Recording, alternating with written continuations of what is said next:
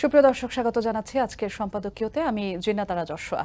BNP মহাসচিব দাবি করেছেন উপদেষ্টা পরিষদে কোনো দলীয় লোক থাকলে সরে যেতে। বিএনপি নেতা আমির খসরু মাহমুদ চৌধুরী বলেছেন, অন্তর্বর্তী সরকারে থাকা যেসব উপদেষ্টাকে নিয়ে বিতর্ক রয়েছে, নির্বাচনের আগে তাদের চলে যেতে হবে। আইন উপদেষ্টা বলেছেন, যেহেতু সব দলই অভিযোগ করে অন্য দলের লোক আছে, তাই আমরা নিরপেক্ষ আছি।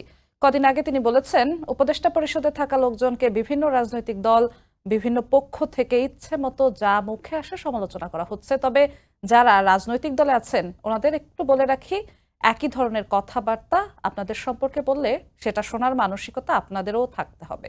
বিতর্কিত উপদেষ্টাদের মন্তব্য ও রাজনৈতিক বিতর্ক নিয়ে আজকের সম্পাদকীয় দল ঘনিষ্ঠ উপদেষ্টা ও রাজনৈতিক বিতর্ক। আর এসব নিয়ে কথা বলতে আমাদের সঙ্গে স্টুডিওতে উপস্থিত আছেন এম আব্দুল্লাহ, ব্যবস্থাপনা পরিচালক, বাংলাদেশ সাংবাদিক কল্যাণ ট্রাস্ট, এবং আরো উপস্থিত আছেন ব্যারিস্টার মীর মোহাম্মদ হেলাল উদ্দিন, কেন্দ্রীয় সহ সাংগঠনিক সম্পাদক, বিএনপি। দর্শক, আপনারাও এই আলোচনায় অংশ নিতে পারেন। এজন্য আপনাদের ফোন করতে হবে টেলিভিশনে দেখানো নম্বরে, এছাড়া ফেসবুকের মাধ্যমেও আপনাদের মন্তব্য পাঠাতে পারেন। আলোচনা শুরুর আগে জেনে নেব এখনকার প্রধান শিরোনামগুলো। গুম খুনের ৩ মামলায় ১৫ সেনা কর্মকর্তা কারাগারে। ভার্চুয়াল হাজিরার সুবিধা চেয়ে ট্রাইব্যুনালে আবেদন। ভুক্তভোগীদের সন্তোষ, সেনা প্রধানের প্রশংসা উপদেষ্টার।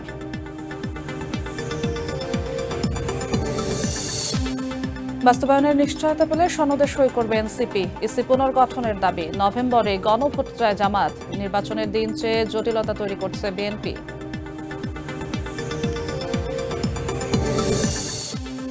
সরকার থেকে দলীয় লোক না সরালে সুষ্ঠু নির্বাচন নিয়ে শঙ্কা বিএনপির। আন্দোলনের শরিকদের সঙ্গে আসন সমঝোতা করবে বিএনপি, জানালেন মির্জা ফখরুল।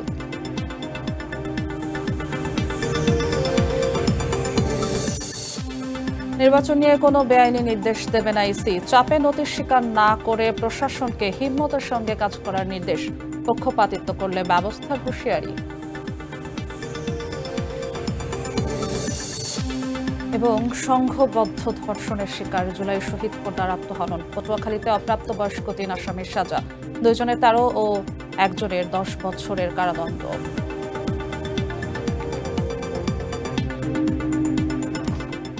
দর্শক, দেখছিলাম প্রধান শিরোনামগুলো, যাচ্ছি আলোচনায়। আপনাদের দুজনকে আরো একবার স্বাগত আজকের সম্পাদকীয়তে। শুরু করতে চাই ব্যারিস্টার মীর হেলাল, আপনাকে দিয়ে। বিএনপি বলেছে উপদেষ্টা পরিষদে কোনো দলীয় লোক থাকলে সরে যেতে। প্রায় প্রত্যেকটি দল, যারা প্রথম সারির দল আছে, আপনারা বিএনপি, জামাত ইসলাম, এনসিপি, সবাই অভিযোগ করেছেন কোনো না কোনো উপদেষ্টা অন্য কোনো দলের। তো যখন আপনারা বলছেন যে কোনো দলীয় লোক থাকলে সরে যেতে, আপনারা কি আপনাদের সমর্থিত যে লোকগুলোকে বলা হয় তাদের সহই বলছেন সরে যেতে? ধন্যবাদ আপনাকে। আমাদের সমর্থিত উপদেষ্টা কারা আমি আসলে শিওর না। আমি একটু নামগুলো যদি বলি, যে বিভিন্ন সময় দেখা যাচ্ছে এসসিপি কিংবা জামাতের তরফ থেকে বলা হয়েছে আসিফ নজরুলের কথা, ওয়াহিদউদ্দিন মাহমুদের কথা, কিংবা অর্থ উপদেষ্টা সালেউদ্দিন আহমেদের কথা। জি আচ্ছা, এই নামগুলো যখন প্রস্তাব করা হয়েছিল তখন ছাত্র প্রতিনিধিদের পক্ষ থেকে এই নামগুলো প্রস্তাব করা হয়েছিল। সাথে সাথে এই নামগুলো বিএনপি সহ মেজর দল, রাজনৈতিক দলগুলো এগুলোতে এগ্রি করেছে। এখন আসলে বিষয়টা হচ্ছে একটু ডিফারেন্ট। ধরেন একটা অভিজ্ঞতার অনেক, আমি মনে করি ইটস ভেরি ভ্যালুয়েবল। অভিজ্ঞতা যে কোনো সেক্টরে, সাংবাদিকতা বলেন, ওকালতি বলেন, রাজনীতি বলেন, তো যখন কোনো সিদ্ধান্ত আমার পক্ষে গেল তাহলে এই লোকটা আমার পক্ষের লোক, আবার যখন একই লোক আরেকটা সিদ্ধান্ত দিল যেটা আমার পক্ষে যাচ্ছে না সেটা তাহলে আরেকজনের লোক, এটা হচ্ছে অপরিপক্কতা এবং অনভিজ্ঞতার একটা বহিঃপ্রকাশ। তো পার্টিসান লোক বলতে এক্স্যাক্টলি পার্টির লোকই উপদেষ্টা পরিষদে আছে। একজন রিজাইন করেছে, আরেকজন এখনো পদে আছে, উপদেষ্টা হিসেবে কাজ করছেন। ওনারা একই সাথে কাজ করেছেন এবং ওনাদের যে রিজাইন করলেন একজন উপদেষ্টা, উনি তো ওনাদের ব্যাপারে স্পেসিফিকলি বলেছেন যে ওনাদের কিছু ওনার জানা আছে বা কি মুনাফিকি করেছে, বা ওনার ভাষায় বলছে, আমার না, ওনাদের নাহিদ ইসলামের ভাষায় বলছে যে কিছু উপদেষ্টা তাদের দলীয় উপদেষ্টাদের মুনাফিকির কাহিনী উনি ফাঁস করবেন। এগুলো আমরা কিছুদিন আগে ফেসবুকে স্ট্যাটাস দেখেছি। আসলে বিষয়টা হচ্ছে জুলাই সনদ নিয়ে যে আলাপ আলোচনাটা হয়েছে, প্রথম দিকে শুনলাম বিএনপি নাকি সাইন করবে না। প্রথম দিকে একটা আলাপ ছিল, মানে এমন একটা বলা হচ্ছিল যে বিএনপি এটা নিয়ে তাল বাহানা করছে, এটা করছে, ওইটা করছে। তারপরে ঐক্যমত্য কমিশনে বললো বিএনপি কোনো কিছুতে এগ্রি করে না, যেখানে আলটিমেটলি 861 বা 62টাতে ঐক্যমত ছিল, 50টা বা সামথিং যেটাতে মতভেদ ছিল বা মত পার্থক্য ছিল। তো এই যে মিসলিড করে দেশটাকে মানে একটা আনসার্টেনিটির মধ্যে নেওয়াটা যে দেশের জন্য কোনো ফলপ্রসূ বা মানে it's not beneficial for the country, এই জন্য আমি শুরুতে বলার আগে শুরু করেছিলাম যে অভিজ্ঞতা ইটস অফ আটমোস্ট ইম্পর্টেন্স। এই যে ইনস্টেবিলিটিটা করে এখন আবার বলতে হচ্ছে যে যদি এটা একটা আমরা প্রতিশ্রুতি পাই যে এগুলো বাস্তবায়িত হবে তাহলে আমরা সাইন করব। অবশ্যই প্রতিশ্রুতি আছে দেখেই তো জুলাই সনদটা সবাই সাইন করেছে। তো আমার মনে হয় যত দিন যাবে অভিজ্ঞতা ওনারা আরও অর্জন করবেন, বুঝতে শিখবেন এবং দেখবেন যে রাজনীতিতে এত কলাকৌশল বাদ দিয়ে যদি আমরা সরল পথে যেটা দেশের জন্য ভালো সেই পথে হাঁটি তাহলে রাজনীতিও সহজতর হবে, দেশের মানুষও দুর্ভোগ কম ভোগ করতে হবে, আমি এতটুকু মনে করি। আর পার্টিসেন যারা বলছেন, আমি বলি আবারও, এই নামগুলো প্রস্তাব কারা করেছিল? এই যে স্পেসিফিক যে আসিফ নজরুল সাহেবের, he was very popular during this July August যে গণঅভ্যুত্থানের কথা আমরা বলি, উনি তো he was one of the few person যারা ওনাদের সাথে ফার্স্টে বৈষম্য বিরোধী ছাত্র আন্দোলনে যারা অংশগ্রহণ করেছেন তাদের সাথে উনি সম্পৃক্ত হয়েছেন, তাদের হিরোই উনি ছিলেন। তো যেই স্টেটমেন্টটা ওদের পক্ষে যাচ্ছে তখন ওনাদের সাথী আবার যে একটু মনে করেন মনে হচ্ছে যে এটা ওনাদের ঠিক পক্ষে গেল না বা দেশের পক্ষে গেল, তখন বলছে বিএনপির লোক। বিএনপি সমর্থিত কোনো উপদেষ্টা না, আমার মনে হয় না। আমার মনে হয়, আমি এটা বিশ্বাস করতে চাই যে এই উপদেষ্টা মণ্ডলী, প্রধান উপদেষ্টা সহ যারা আছেন তারা একটি বিশেষ পরিস্থিতির কারণে এই দায়িত্বটা নিয়েছেন এবং ওনারা যে ইন্টিগ্রিটি নিয়ে নিয়েছেন, যে ইম্পার্শিয়ালিটি নিয়ে নিয়েছেন, শেষ পর্যন্ত ওনারা এটা ধরে রাখতে চাইবেন বলে আমি বিশ্বাস করতে চাই। কিন্তু আপনাদের বিএনপির অভিযোগ আছে যে অন্য কোনো দলের সমর্থিত কিংবা দলীয় লোক উপদেষ্টা পরিষদে আছে, সেই কোনো দলটা কারা বা কাদেরকে মনে হয় যে দলীয় উপদেষ্টা? এটা হয়তো মানে যে যিনি বলেছেন উনি হয়তো আর স্পেসিফিকলি বলতে পারবেন। আমি এই উপদেষ্টা পরিষদটাকে আসলে আমি পার্টিসান দেখতে চাই না। দেখেন, আমরা যদি আমাদের প্রত্যেকটা জায়গাকে আমরা বিতর্কিত করতে চাই, আমরা যদি প্রত্যেকটা জায়গাকে ফিঙ্গার পয়েন্ট করতে চাই, উপদেষ্টা পরিষদে পার্টিসান লোক নাই আমি তা বলবো না, থাকতে পারে, কিন্তু পার্টিসান লোকও যখন উপদেষ্টার দায়িত্ব নেবে তখন তার দায়িত্ব কর্তব্যের মধ্যে পড়ে যায় যেন নন পার্টিসান হয়ে, মানে রাগ বিরাগ অনুরাগের বশবর্তী না হয়ে উনি যেন দেশের পক্ষে সিদ্ধান্তগুলো নেন। তো যারা তরুণ উপদেষ্টা আছে হয়তো ইঙ্গিতটা হয়তো তাদের দিকে হতে পারে। তো আমিও এটা বলতে চাই, যদি তারা রাজনীতিতে অংশগ্রহণ করতে চায় তাহলে সবচেয়ে প্রুডেন্ট স্টেপ হবে ওনার স্টেপ ডাউন করে জনগণের কাতারে এসে তারপর নির্বাচনী প্রক্রিয়ায় অংশগ্রহণ করা, যদি করতে চান। আর যদি না করতে চান তাহলে নির্বাচন পর্যন্ত নিজের ইম্পার্শিয়ালিটিটা ধরে রেখে দেশের পক্ষে কাজ করাটাই শ্রেয় হবে বলে আমি মনে করি। জি, আপনার কাছে আবারও আসবো। আপনাকে ধন্যবাদ। এম আব্দুল্লাহ, আপনার কাছে আসতে চাই। আজকে আসিফ নজরুল এই অভিযোগ পাল্টা অভিযোগের পরিপ্রেক্ষিতে আসিফ নজরুল একটি কথা বলেছেন যে এই অভিযোগই প্রমাণ করে যে তারা নিরপেক্ষ আছে। আপনার কি মনে হয় যে এক একটা দল অভিযোগ করছে যে অন্য দলের লোক আসলে উপদেষ্টা পরিষদে আছে, এটা কি প্রমাণ করছে যে অন্তর্বর্তী সরকার এবং উপদেষ্টা পরিষদ নিরপেক্ষ আছে? ধন্যবাদ। এই শো যারা দেখছেন এবং দেখবেন ভার্চুয়াল জগতে সবাইকে শুভেচ্ছা। সহ আলোচক আছেন মিরহালাল এবং আপনাকে শুভেচ্ছা জানাচ্ছি। দেখুন, এই কোন প্রেক্ষাপটে এই সরকারটি গঠিত হয়েছে এবং কখন এসে আমরা এই পার্টিজান খুঁজছি, এর মধ্যে কিন্তু যদি আমরা 14 মাস আগের প্রেক্ষাপটটা যদি বিবেচনায় নিই আর 14 মাস পরে আমরা যখন এই রাজনৈতিক দলগুলোর পক্ষ থেকে এ ধরনের দাবি পাচ্ছি, এই সময়ের মধ্যে কিন্তু 14 মাস আগে যখন নিয়োগ হয়েছে তখন তো এই ধরনের অভিযোগ আমরা কারো মুখ থেকে শুনিনি।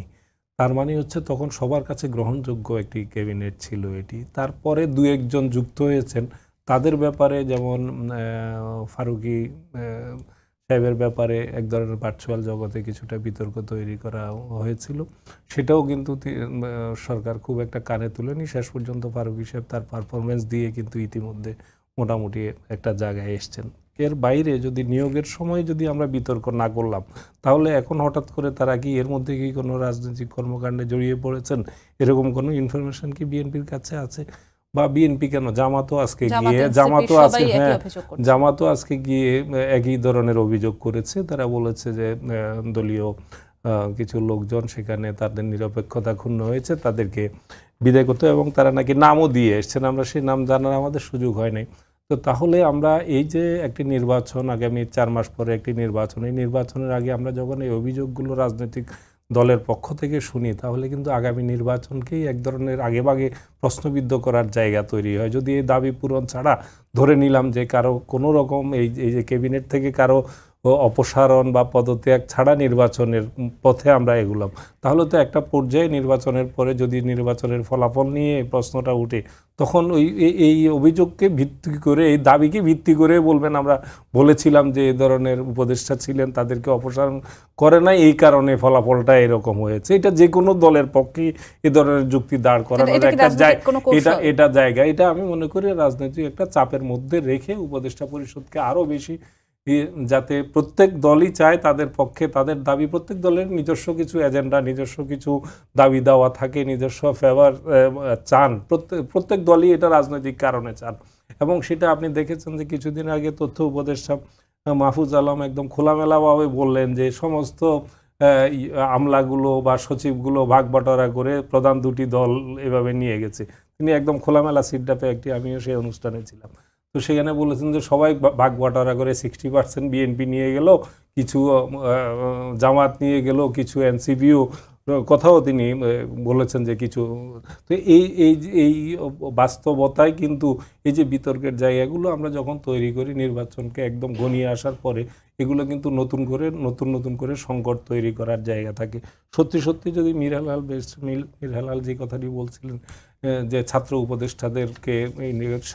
উপদেষ্টা যে দুইজন এখন আছেন, তারা নাহিদ ইসলাম এখানে দায়িত্ব পালন করছেন, তিনি এখান থেকে, তার আগে কিন্তু দল গঠিত হয়নি, তিনি সেখান থেকে সরে এসে দল গঠন করেছেন, দলের দায়িত্ব নিয়েছেন। বাকি দুইজন পদবি এখনো পর্যন্ত তাদের সংশ্লিষ্টতা কতটুকু আছে এটা কিন্তু পরিষ্কারভাবে নাই, কিন্তু গুঞ্জন আছে। আমরা কিন্তু এরকম গুঞ্জনও শুনি যে একজন উপদেষ্টা বিএনপির সাথে যুক্ত হয়ে নির্বাচন করতে পারেন, এরকম ছাত্র উপদেষ্টার মধ্যে এরকম গুঞ্জন বাজারে আছে যে বিএনপির হয়ে নির্বাচন করতে পারেন।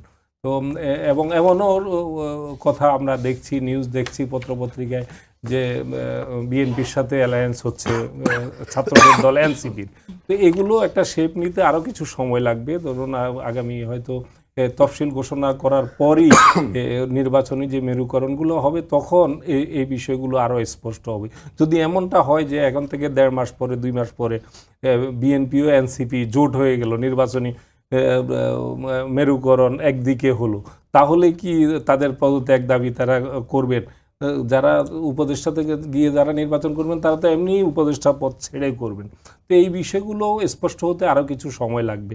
এবং আমি মনে করি যে গতকাল বিএনপি দাবি করলো, আজকে জামাত দাবি করলো, এটা এক ধরনের পাল্টাপাল্টি চাপ তৈরি করে সরকারের কাছ থেকে তাদের নিজস্ব লাইকিং ডিসলাইকিংয়ের জায়গাগুলোতে আরও বেশি সুবিধা নেওয়ার একটা কৌশলও এটা হতে পারে। আর সত্যি যদি কোনো উপদেষ্টা সুনির্দিষ্টভাবে কোনো পক্ষপাতমূলক আচরণ করে থাকেন, আমি মনে করি এই সরকারের ভাবমূর্তির স্বার্থে এবং আগামী নির্বাচনকে, এই যে গণ অভ্যুত্থানে এত মানুষের রক্ত, এত মানুষের জীবনের মধ্য দিয়ে মানুষের যে আকাঙ্ক্ষার একটি জায়গা, একেবারে প্রশ্নহীন একটি নির্বাচন করার জন্য, যদি সেরকম কোনো উপদেষ্টার কোনো দলের প্রতি বিশেষ আনুগত্য থেকে থাকে, পার্সিয়ালিটির জায়গা থেকে থাকে, তাহলে তাকে এই অন্ততপক্ষে জাতির গ্রেটার ইন্টারেস্টে তার এই প্রক্রিয়া থেকে, নির্বাচনী প্রক্রিয়া থেকে দূরে থাকাই ভালো, যাতে এই নির্বাচন কোনোভাবেই প্রশ্নবিদ্ধ না হয়। জি, আপনার কাছে আরেকবার আসবো। মীর হেলাল, এনসিপি প্রধান উপদেষ্টার সঙ্গে সাক্ষাৎ করেছেন, সাক্ষাৎে এনসিপির আহ্বায়ক নাহিদ ইসলাম বলেছেন জুলাই সনদে যেসব নোট অফ ডিসেন্ট জানানো হয়েছে সেগুলোর কার্যকারিতা যেন না থাকে, দাবি করেছেন নির্বাচন কমিশন পুনর্গঠনের। তাদের দাবি মানা হলে তারা জুলাই সনদে স্বাক্ষর করবেন, এমনটাও তারা জানিয়েছেন ব্রিফিং করে। জুলাই সনদ স্বাক্ষর অনুষ্ঠান হয়ে গেছে, প্রায় অনেক দলই, বেশিরভাগ দলই স্বাক্ষর করে ফেলেছে। এরপরে তাদের দাবি বাস্তবায়ন করা এবং ফেব্রুয়ারি নির্বাচন সামনে রেখে নির্বাচন কমিশন পুনর্গঠন করা, বিএনপি মাঝে মধ্যেই বলে যে নির্বাচন বিলম্বিত করার অনেক কৌশল হয়। এটা কি আসলে তেমন কিছু ইঙ্গিত করছে কিনা, বা নির্বাচন বিলম্বিত হওয়ার কোনো শঙ্কা দেখছেন কিনা? না, আমি ব্যক্তিগতভাবে নির্বাচন বিলম্বিত হওয়ার কোনো আমি স্কোপ দেখছি না বা কোনো সংশয় আমার নেই। কারণ আমি এটা মনে করি বাংলাদেশে যে কটি রাজনৈতিক দল এখন রাজনীতির মাঠে আছে সবাই মোটামুটি নির্বাচনমুখী। জামাত যখন পিআর চাচ্ছে, বলছে নির্বাচন এভাবে হবে না, তখন তারা 300টি আসনের তাদের ক্যান্ডিডেট ঘোষণা করেছে এবং যে কটি আসনে সম্ভব হয়েছে তাদের ক্যান্ডিডেট এলাকায় যাওয়ার সুযোগ করেছিল। সেম উইথ এনসিপি, তারা কিন্তু দীর্ঘদিন ধরে যে কয়জন মাঠের মধ্যে আছে তারা এলাকায় যাওয়া আসা করছে। দেখেন, NCP as a political party তাদের দাবি দেওয়া থাকতেই পারে, তারা তাদের ডিমান্ড প্লেস করতেই পারে। যা চাইবো সবসময় রাজনীতিতে তা যে হবে না, এটা ওনারা উইথ টাইম ওনারা বুঝতে পারবেন। আর আমার কথা হচ্ছে কোনটা বাতিল করতে হবে কোনটা বাতিল করতে হবে না, the very essence of democratic practice is the opinion of the majority, respecting the opinion of the majority, মানে সংখ্যাগরিষ্ঠের অভিমতকে সম্মান জানানো। একই সাথে যারা সংখ্যাগরিষ্ঠতা পাবে তাদেরও একটি নৈতিক দায়িত্ব হচ্ছে যারা সংখ্যাগরিষ্ঠতা পায়নি তাদের বক্তব্যগুলো ধৈর্যের সাথে এবং ইম্পর্টেন্সের সাথে শুনে ওখান থেকে কোনটা নিয়ে বাস্তবায়ন করা যায় সেটা চেষ্টা করা। এখন যেটা নোট অফ ডিসেন্ট দেওয়া হয়েছে এগুলোকে কেন ডিসরিগার্ড করতে হবে, এটা কিন্তু একটু স্বৈরতান্ত্রিক বক্তব্য আমার পার্সোনালি মনে হয়। কারণ মেজরিটি দল যদি এটাতে কনসেন্ট দেয়, আমি যদি বলি না এটা রাখা যাবে না, তাহলে আমার এটাও নোট অফ ডিসেন্ট হিসেবে থাকতে পারে, এটাও নোট অফ ডিসেন্ট হিসেবে থাকতে পারে। বাট এটা তো সময়টা চলে গিয়েছে, কিন্তু স্বাক্ষরের সময় যায়নি। ইলেকশনের আগের দিন পর্যন্ত ওনারা যদি চায় ওনারা এটাতে স্বাক্ষর করতে পারে, এবং আমি বিশ্বাস করি একটা না একটা সময় ওনারা এটা স্বাক্ষর করবেনও। আর ওনাদের যদি মানে ন্যায্য কোনো দাবি দেওয়া থাকে সেটা তো ঐক্যমত কমিশনে আমার মনে হয় অনেক সময় ছিল যেগুলো বলার। এখন ওনাদের কাছে যেটা ন্যায্য মনে হচ্ছে, যদি দেশের সংখ্যাগরিষ্ঠ রাজনৈতিক দলের সাথে যারা দীর্ঘদিন ধরে জনসম্পৃক্ততায় তাদের চেয়ে অনেক ব্যাপকতা বেশি বা ব্যাপ্তি বেশি এবং যাদের রাষ্ট্র পরিচালনার পূর্ব অভিজ্ঞতা ছিল, এরকম যদি সেই 70-80% পলিটিক্যাল পার্টি ওনাদের সাথে ডিফারেন্স অফ ওপিনিয়ন হয়, রাজনৈতিক সৌহার্দ্যের কারণে বা সৌন্দর্যের কারণে ওনাদের কিন্তু এটা অ্যাকসেপ্ট করতে এই চর্চাটা ওনাদের মধ্যে আনতে হবে। তো আমার মনে হয় না যে ওনারা নির্বাচন বিলম্বিত করার জন্য এটা করছেন। As a political party of course ওনাদের ডিমান্ড প্লেস করবেন। ওনারা নির্বাচন বিলম্বিত জন্য করছেন কিনা সেটা না, কিন্তু করার কোনো বা হওয়ার কোনো না, আমি এটা দেখছি না। আমি মনে করি একজন রাজনৈতিক দল হিসেবে এটা তাদের অধিকার আছে, তারা চাইতেই পারে, এবং কোন ডিমান্ডটা মিট করবে। নির্বাচনের 4 মাস আগে নির্বাচন কমিশন পুনর্গঠনটা কতটা যৌক্তিক? এই যে বললাম, দাবি দিতে তো অসুবিধা নাই, দাবি দিতেই পারে। এইটার জন্যই তো জুলাই আগস্টের অভ্যুত্থানটা হলো। আমাকে দাবি দিতে দিবেন না, তাহলে তো আবার একই জায়গায় আমরা ফেরত যাচ্ছি। দাবি দিবে, যার যেটা ন্যায্য দাবি দেওয়া আছে এটা প্লেস করবে। এখন এটা বাস্তবায়ন হবে কি হবে না, এটা সকলে যখন বসে সংখ্যাগরিষ্ঠতা মতামতের ভিত্তিতে সেই সিদ্ধান্তটা গৃহীত হবে। দাবির কোনো সমস্যা নেই, আর 100 দাবি দিতে পারে, সমস্যা। জি, আপনার কাছে আবার আসবো। দাবি নিয়ে একটু আপনার কাছে আসতে চাই। এম আব্দুল্লাহ, যেমনটা বললেন যে আগে অনেক সময় ছিল, ঐকমত্য কমিশন কিন্তু দফায় দফায় সময় বাড়িয়েছে, বিভিন্ন সময় বিভিন্ন আলোচনা হয়েছে। এখন নির্বাচনের বাকি 4 মাসের মতো, আপনি যেমনটা বলছিলেন, এই সময় এসে নির্বাচন কমিশন পুনর্গঠনের যে দাবিটা, আপনি এটাকে কিভাবে দেখছেন?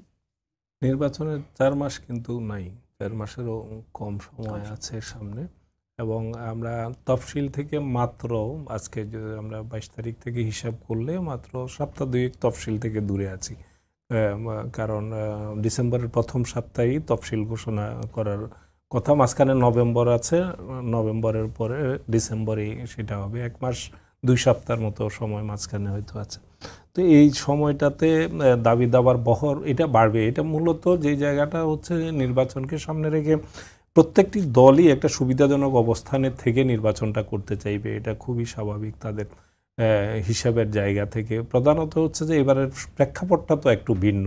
যদি আপনি এর আগের যে 12টি নির্বাচন দেখেন, এর মধ্যে 3টি নির্বাচন যদি আপনি বাদ দিয়ে রাখেন, যেটা শেখ হাসিনার আমলে একতরফা হয়েছে, এই 3টা নির্বাচন বাদ দিয়ে রাখলে বাকি নির্বাচনগুলো যদি দেখেন সেখানে দ্বিদলীয় নির্বাচন ছিল, একটা আওয়ামী লীগ একটা বিএনপি। এই 2 ধারার মধ্যে নির্বাচনটা, রাজনীতি এবং নির্বাচন দুটোই কিন্তু এই 2 ধারার মধ্যে সীমাবদ্ধ ছিল। ওই নির্বাচনগুলোর প্রেক্ষাপট আর এবারের নির্বাচনের প্রেক্ষাপট সম্পূর্ণ ভিন্ন। যেমন বিএনপির জন্য একটা সহজ একটা জায়গা ছিল যে আওয়ামী লীগকে যারা পছন্দ করে না তারা স্বাভাবিকভাবে চোখ বন্ধ করে ধানের শীষে ভোট দিয়েছে। এটার একটা বাড়তি সুবিধাও বিএনপির জন্য ছিল। এবারে বিএনপির জন্য আমি মনে করি এটা একটুখানি বাড়তি চ্যালেঞ্জ যে এখানে প্রতিপক্ষ হিসেবে আওয়ামী লীগ নাই। আওয়ামী লীগের রাজনীতি যারা পছন্দ করে না, আওয়ামী লীগ ঠেকানোর জন্য বিএনপিকে দিয়ে দিবে। এই জায়গাটার কিন্তু একটু ভিন্নতা এবারে নির্বাচনটা আছে। তো সেটা মাথায় রেখেই হয়তো বিএনপি সেভাবে প্রস্তুতি নিচ্ছে এই আগামী নির্বাচন মোকাবেলা করার জন্য। তো এই নতুন প্রেক্ষাপটে জামাত ধরেন, যদি এই আমরা 5ই আগস্টের 24-এর 5ই আগস্টের আগের কথা যদি ভাবি, জামাত হয়তো প্রধান বিরোধী দল হবে এমনটা ভাবার কথা, এটা তো কল্পনাও ছিল না। তো সেই জায়গাটাতে এখন ক্ষমতার কথা তারা বলছে, অন্তত পক্ষে মুখে বলছে যে আমরা ক্ষমতায় যেতে চাই, ক্ষমতায় যাব। তো এটা সম্পূর্ণ ভিন্ন একটা পরিস্থিতি আগামী নির্বাচনকে সামনে রেখে ভিন্ন প্রেক্ষাপটে সবাই বাড়তি সুবিধা নিয়ে নির্বাচনটা করতে চাইবে। সেই সুবিধা আদায়ের জন্য চাপ প্রয়োগ করে আপনি দেখেন নির্বাচন, আমাদের নির্বাচনী আইন অনুযায়ী নির্বাচনী তফসিল ঘোষণা ডিসেম্বরের ফার্স্ট উইকে যদি নির্বাচন তফসিল ঘোষণা হয়, এখন থেকে ধরেন 5 সপ্তাহ, আমরা ধরি নভেম্বরের 4 সপ্তাহ বা এখানে বাকি 1 সপ্তাহ আছে, 5 সপ্তাহ বা 6 সপ্তাহের মাথায় তফসিল ঘোষণা করার পরে এই উপদেষ্টাদের কারোই কোনো কিছু তেমন কোনো ভূমিকা থাকবে না নির্বাচনে। পুরো দায়িত্বগুলো চলে যাবে নির্বাচন কমিশনের কাছে। আইনেই বলা আছে সেখানে যে সমস্ত একজন ইউনো যদি আপনি বদলি করতে চান, একজন ওসি বদলি করতে চান, তাহলে নির্বাচন কমিশনের ক্লিয়ারেন্স ছাড়া আপনি কিন্তু এদার ওদার করতে পারবেন না। তো সুতরাং এই উপদেষ্টা পরিষদের কে আছেন, কিভাবে প্রভাবিত করবেন, আমি যেই নির্বাচন আমরা আশা করছি সেই নির্বাচনে কোনো উপদেষ্টা পরিষদের কোনো সদস্যের প্রভাবিত করার কোনো জায়গা থাকবে বলেও আমার কাছে হিসাবে মিলে না আর কি। হয়তো রাজনীতিবিদরা আরও বোদ্ধা, তারা হয়তো আরও ভালো করে বুঝেন তারা কোত্থেকে আশঙ্কা করছেন এই জায়গাগুলো। তো নিশ্চয়ই নির্বাচন কমিশনার, প্রধান নির্বাচন কমিশনারও আজকে খুব কঠোর ভাষায় আমরা দেখেছি যে আপনার যেমনটি আপনি দেখাচ্ছিলেন এখানে শিরোনামে, যে তিনি কর্মকর্তাদেরকে বলেছেন যে যদি নিরপেক্ষতার কোনো জায়গায় কোনো বিচ্যুতি হয় তাহলে কঠোর ব্যবস্থা নেবেন। তো এই ধরনের হুঁশিয়ারি আমরা অতীতেও নির্বাচন কমিশনারদের সিইসির বক্তব্যগুলো কিন্তু এরকমই থাকে, কিন্তু আমরা আশা করব যে আগামী নির্বাচনে শুধু এই বক্তব্যের মধ্যে সীমাবদ্ধ থাকবে না। নির্বাচন কমিশনের উপরে বলা হয় যে পক্ষপাত করছে, এনসিপি বলছে যে তারা কিছু কিছু দলের সাথে বিমাতা সুলভ আচরণ করছে। কি মনে হয় যে নির্বাচন কমিশন আসলে মানুষ হিসেবে তো সবার প্রতি সবাইকে সন্তুষ্ট করে চলা কোনো মানুষের পক্ষেই জগতে সম্ভব কিনা এটা আমরা ভালো করে বুঝি। কোনো একটা পরিবার ধরেন 5 জনের একটা পরিবার, সেখানেও পরিবার যে প্রধান সেই 5 সদস্যকে সন্তুষ্ট করে কিন্তু পরিবারটা চালাইতে পারে না। আপনি আপনার পরিবার চিন্তা করলে দেখবেন, আমি আমার পরিবার চিন্তা, সেখানে একটা গোটা একটা রাষ্ট্রের সবার এবং এই বিভিন্ন মতাদর্শের রাজনৈতিক দলগুলোকে নিয়ে যখন এত বড় একটা যজ্ঞ করতে যায় তখন সবাইকে সন্তুষ্ট করার সুযোগ থাকে না। কিন্তু গণ অভ্যুত্থানের দল হিসেবে এনসিপির তাদের আকাঙ্ক্ষার জায়গাটা একটু বেশি, তাদের আবদারের জায়গাটাও একটু বেশি। সেই বিষয়ে নির্বাচন কমিশন একটু উদার হতে পারে কিনা আমার মনে হয় সেটা নির্বাচন কমিশনও বিবেচনা করে দেখতে পারে, কিন্তু সেটা আবার পক্ষপাত দুষ্ট আচরণ হিসেবে গণ্য হোক সেটাও নিশ্চয়ই অন্য রাজনৈতিক দলগুলো মানবে না। এই সব কিছু মিলেই একটা ভারসাম্যের জায়গা থেকে নির্বাচন কমিশন তাদের দাবি দাওয়াগুলো বিবেচনা করা উচিত। মীর হেলাল, আপনার কাছেও একই বিষয় আসতে চাই। নির্বাচন কমিশনের বিরুদ্ধে বলা হয় যে পক্ষপাত করছে কিছু দলের প্রতি, তারা বিশেষ করে বিএনপির দিকে ইঙ্গিত করা হয়। জুলাই সনদের অনেক বিষয়ে বিএনপির চাওয়াই প্রাধান্য পেয়েছে। আপনার কি মনে হয় যে বিএনপির চাওয়াই প্রাধান্য পাচ্ছে সব জায়গায়? না, বিএনপি চাওয়াটা আসলে আপনার বুঝতে হবে চাওয়াটা কি যৌক্তিক, চাওয়াটা কি যুগোপযোগী, চাওয়াটা কি দেশের জন্য গুরুত্বপূর্ণ এবং দেশের জন্য প্রয়োজনীয় কিনা।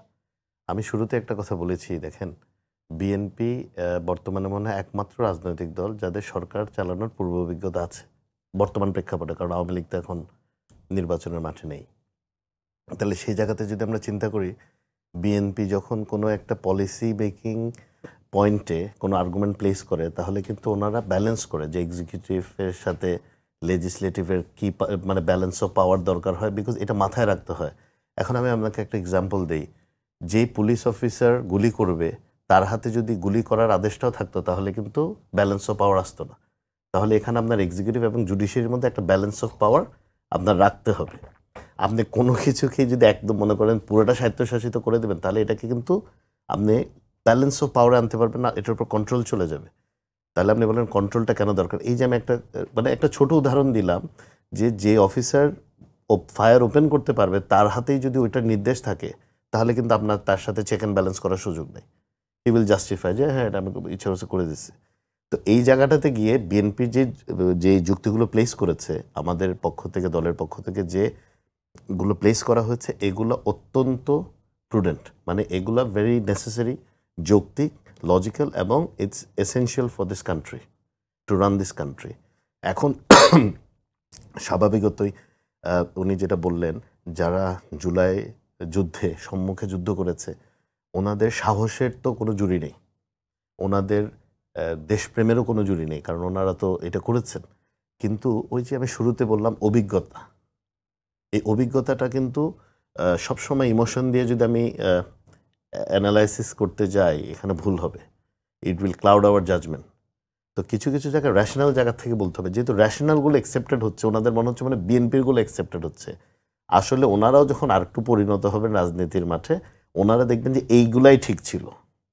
তো ওই নির্বাচন কমিশন বলেন, ঐক্যমত কমিশন বলেন, কেউই বিএনপির পক্ষের লোক না, ওরা বাংলাদেশের পক্ষের লোক। বাংলাদেশের জন্য, ভবিষ্যৎ বাংলাদেশের জন্য যেটা আমরা বিনির্মাণ করতে চাচ্ছি, সেই বাংলাদেশ গঠনের জন্য যেগুলো প্রয়োজনীয় তারা এখন পর্যন্ত তাই করছে।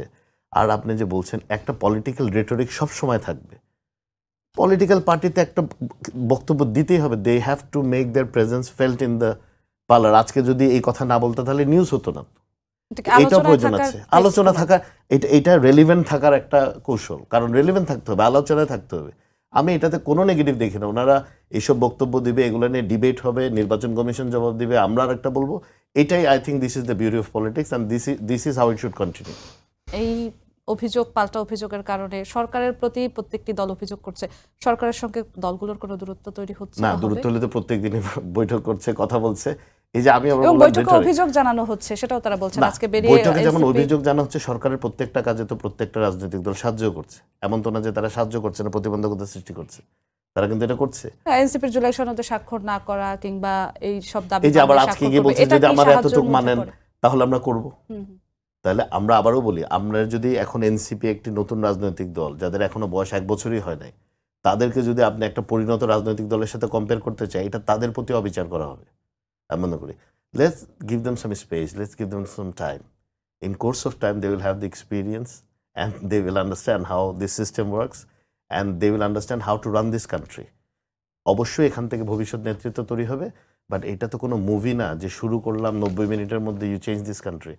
এটা একটা প্রসেসের মধ্যে আসতে হবে। ইনশাল্লাহ ওনারা শুরু করেছে, এই যাত্রা শুভ হোক, দীর্ঘ হোক, তারা আমাদেরকে আরো প্রুডেন্টলি বা আরো এফেক্টিভলি দেশ করার কাজে তারা আমাদেরকে সাহায্য সহযোগিতা করুক। এম আব্দুল্লাহ, নির্বাচনের বাকির কথাটাই বারবার চলে আসছে। আমরা এর আগে শুনেছি জামাত বলেছিলেন যে পিআর এর মানা না হলে তারা জুলাই সনদে স্বাক্ষর করবেন না। তারপর আমরা দেখেছি তারা জুলাই সনদে স্বাক্ষর করতে গিয়েছেন, হাস্যোজ্জ্বল মুখে তারা ছবি তুলেছেন। আবার তারা এমনও বলেছেন পিআর না হলে, গণভোট নভেম্বর ডিসেম্বরের মধ্যে না হলে তারা নির্বাচনে যাবে না। এনসিপিও বলছেন তাদেরকে শাপলা প্রতীক না দিলে, নির্বাচন কমিশন পুনরায় গঠন না করলে তারা নির্বাচনে যাবে না। রাজনৈতিক মাঠ উত্তপ্ত হওয়ার কিংবা নির্বাচনে তাদের না যাওয়ার কোনো শঙ্কা দেখছেন নাকি যেমনটা বললেন যে আলোচনায় থাকার জন্যই এমন? দেখুন, আমি একটু আপনার এই প্রশ্নের জায়গায় আসার আগে আমি বলি যে এই জুলাই সনদ নিয়ে যে আলোচনা ঐকমত্য কমিশনে হয়েছে, আমি ব্যক্তিগতভাবে একজন সংবাদকর্মী হিসেবে এগুলো খুব গভীরভাবে পর্যবেক্ষণ করেছি। একটা পর্যায়ে আমার মনে হয়েছিল এই জুলাই সনদের সবচেয়ে বড় বাধা হয়ে দাঁড়াবে বিএনপি, কারণ বিএনপির দায়িত্বশীলতার জায়গাটা তো একটু বেশি, কারণ হচ্ছে যে সম্ভাব্য আগামীর ক্ষমতাসীন দল বিএনপি। এখনো পর্যন্ত হিসাব নিকাশ বা বড় দল হিসেবে জামাত নতুন ক্ষমতার দাবিদার, এটা তারা করছে যে ক্ষমতায় যেতে চায় এবং সেটা তারা আশা করছে, তাদের জনপ্রিয়তা বেড়েছে। তো কিন্তু মানে নিশ্চিতভাবে যদি আপনি মানুষকে জিজ্ঞেস করেন তাহলে সবচেয়ে বেশি সম্ভাবনাময় দল হচ্ছে বিএনপি। তো বিএনপিকে যখন অঙ্গীকার করতে হবে, বিএনপিকে বাস্তবসম্মত অঙ্গীকার করতে হবে। এখানে আরেকটা দেখার বিষয় হচ্ছে যে এই জায়গাটাতে বিএনপি তো এমন পারতো যে ঠিক আছে যে আমরা সব যা বলছে সব মেনে নিলাম, দেন সই করে দিই, নির্বাচনে চলে যাই। এটা করছে না কি কারণে? নতুন বাস্তবতায়। কারণ বিএনপি নেতৃত্ব এটা অনুধাবন করেন যে এবারে অতীতের মতো যা তা প্রতিশ্রুতি দিয়ে অঙ্গীকার করে সেটা ক্ষমতায় গিয়ে সেটা প্রতিপালন করলাম না, বেঁচে যাব, বাস্তবতা তা না। কিন্তু নতুন বাংলাদেশের পরিস্থিতিটা সম্পূর্ণ ভিন্ন। তরুণ সমাজ যেহেতু এখন মানে একবারে হাত প্রসারিত করে জীবন দেওয়ার জন্য রক্ত দেওয়ার শিখে গেছে একবার, এখন কোনো রাজনৈতিক দলই কিন্তু একটা অঙ্গীকার করে যা তা যেন তেনভাবে একটা প্রতিশ্রুতি দিয়ে পার পেয়ে যাবে, এমনটা কিন্তু বাস্তবতা না। সেই কারণেই কিন্তু আপনি বিএনপির যিনি প্রতিনিধিত্ব করেছেন, বিশেষ করে স্ট্যান্ডিং কমিটির সদস্য সালাউদ্দিন আহমেদ, আমি সাধারণত সংবাদকর্মীরা কারো প্রশংসা করে না, আমরা ভুল ত্রুটি বেশি, কিন্তু আমি কিন্তু সত্যিকার অর্থে আমি তার সার্বিক ভূমিকা আমি বেশ আমার কাছে মনে হয়েছে তিনি অত্যন্ত নিজে প্রজ্ঞার পরিচয় দিয়েছেন এবং তার প্রত্যেকটি বক্তব্যের মধ্যে অনেকখানি ভারসাম্যের জায়গাটা তিনি রক্ষা করার চেষ্টা করেছেন এবং বিএনপি যেই সব জায়গাগুলোতে একদম আলোচনা আটকে যাওয়ার মতো পরিস্থিতি হয়েছিল সেই জায়গাগুলো ওভারকাম করার ক্ষেত্রে বিএনপি অনেকটা উদারতার জায়গাও আমরা দেখেছি। তারপরও যে সব কিছু সবাইকে সন্তুষ্ট করতে হবে বিএনপির, ওই যে কথাটি বললাম, যেহেতু বিএনপি সম্ভাব্য নেক্সট ক্ষমতাসীন দল, তাদেরকে যেটুকু তারা মেনে নেবেন এটা তাদেরকে অবিলম্বে বাস্তবায়ন করতে হবে, এই অনুভূতিটা নিয়েই তাদেরকে করতে হচ্ছে। আর অন্য যারা ক্ষমতায় যাবে না তারা তো যে কোনো কিছুর অঙ্গীকার করা তাদের জন্য সহজ, বা ক্ষমতার প্রধান শরিক হবে না।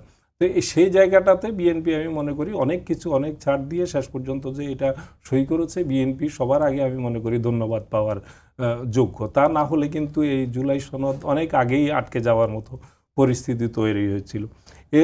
তারপরও আমি মনে করি বড় দল হিসেবে বিএনপিরই দায়িত্ব বেশি, ছাড় দেওয়ার দায়িত্বটাও কিন্তু একই সঙ্গে বিএনপিরই বেশি। তাদেরকে অনেক বেশি উদার হতে হবে, ক্ষমতায় গিয়েও তাদেরকে যে অঙ্গীকারগুলো তারা 31 দফা অঙ্গীকার করে রেখেছে, আবার এখানে অনেকগুলো অঙ্গীকার নামায় সই করেছে, এগুলো বাস্তবসম্মতভাবে তাদেরকে ক্ষমতায় গিয়ে বাস্তবায়ন করতে গিয়ে এটা অত সহজ হবে না। কিন্তু বাংলাদেশের বাস্তবতা তো খুবই কঠিন, আমরা কম বেশি সবাই অনুধাবন করি। সেখানে যতগুলো বিষয় এসছে, বিশেষ করে এই অঙ্গীকারনামায় এমন কিছু বিষয় আছে যেগুলো বাস্তবায়ন করতে বেশ চ্যালেঞ্জের হবে।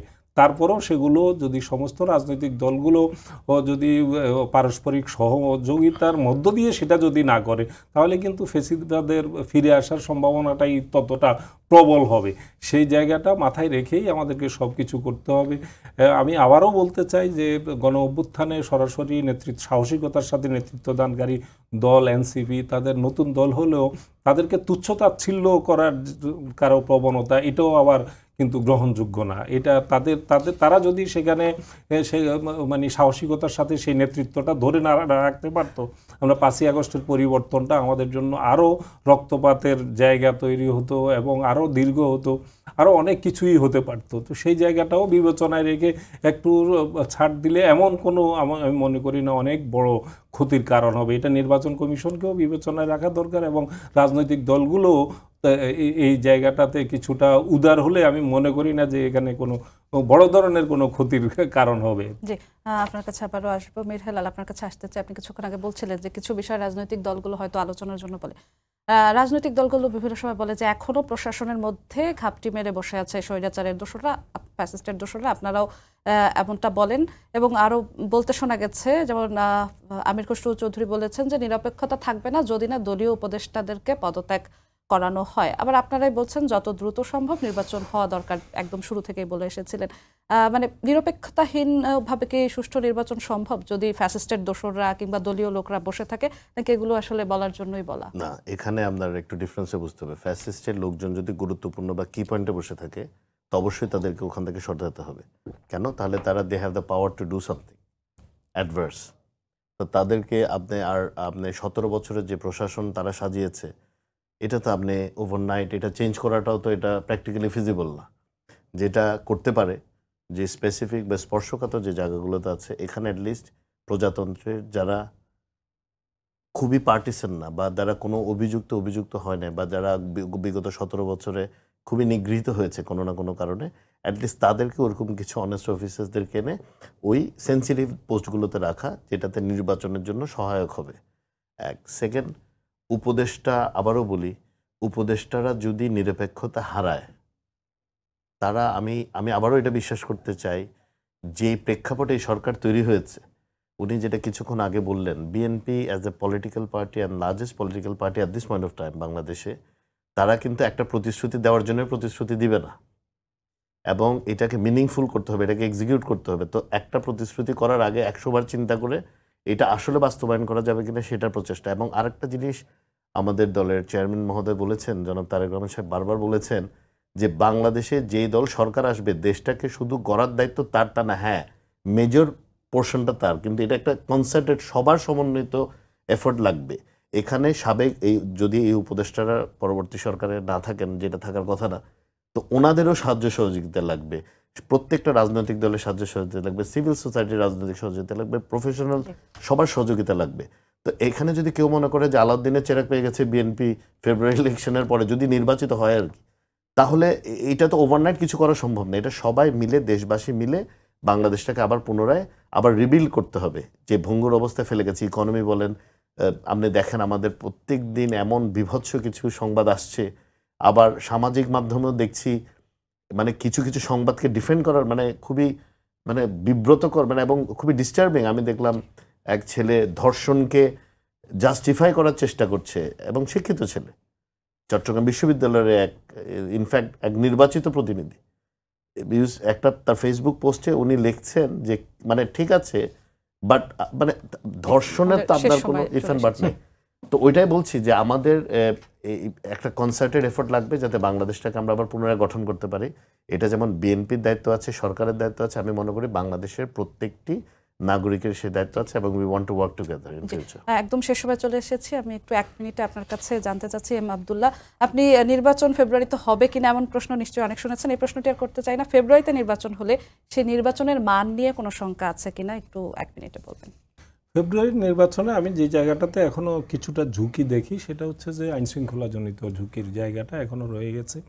এই ঝুঁকিটা মোকাবিলা করার জন্য সরকার নিশ্চয়ই অনুধাবন করছে। আমি যেটা আমরা গতকাল এবং আজকেও প্রধান উপদেষ্টাকে বলতে শুনেছি যে তিনি সরাসরি এই বিষয়গুলো নিজে তত্ত্বাবধানে তিনি প্রশাসন, পুলিশ প্রশাসন, জনপ্রশাসন এই বিষয়গুলো নিরপেক্ষতা নিশ্চিত করার জায়গাটাতে সেটা করবেন। কিন্তু আমি মনে করি যে এখানে যদি প্রতিদ্বন্দ্বী দলগুলোর মধ্যে যদি মানে তাদের মধ্যে সহনশীলতার জায়গাটা যদি না থাকে তাহলে এই সুযোগ যারা পতিত শক্তি তারা যেমন নেবে, প্রশাসনে যারা পুলিশ প্রশাসন, জনপ্রশাসনে যারা এখনো পর্যন্ত সেই এর আগের সরকারের অনুসারী যারা রয়ে গেছে তারাও কিন্তু এটার মধ্যে সুযোগ নেওয়ার চেষ্টা করবে। সুতরাং এই গণ অভ্যুত্থানের পক্ষের প্রত্যেকটি রাজনৈতিক শক্তিকে তাদেরকে সহনশীলতার নির্বাচন কেন্দ্রিক সব ধরনের পরিস্থিতিতে তারা সহনশীল ভূমিকা পালন করবেন, এটাই আমরা প্রত্যাশা করতে চাই। যদি তা না করেন তাহলে নির্বাচন ঝুঁকির মধ্যে পড়ারও একটা আশঙ্কা উড়িয়ে দেওয়া যায় না, কিন্তু এটা সবাইকে দায়িত্বশীল এবং সহনশীল জায়গায়। আপনাদের দুজনকে অসংখ্য ধন্যবাদ আমাদের সঙ্গে যুক্ত হওয়ার জন্য। সবাইকে ধন্যবাদ জানিয়ে শেষ করছি আজকের সম্পাদকীয়। আগামীকাল আবারও দেখা হবে একই সময়ে। শুভরাত্রি।